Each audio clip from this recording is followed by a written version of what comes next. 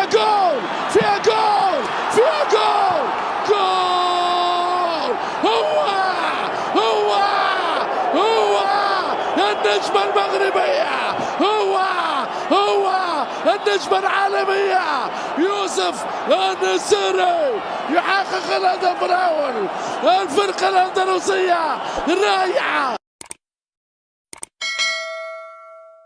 ولد زياش في مدينة درونتن الهولندية البالغ عدد سكانها نحو 40,000، لأب هولندي وأم مغربية، وكان أصغر أشقائه السبعة، وتوفي والده عام 2003 لتنقلب حياته رأسا على عقبة.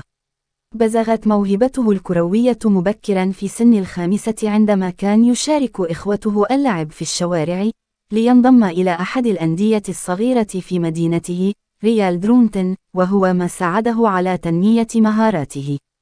ورغم تطور مستوى زياش وتمكنه من الانتقال إلى نادي هيرنفين عام 2008، فإنه لم يستطع مواجهة عواقب وفاة والده، ممن أثر على مستواه الدراسي بسبب تغيبه عن المدرسة في الوقت الذي كانت والدته تعمل للإنفاق على العائلة الكبيرة.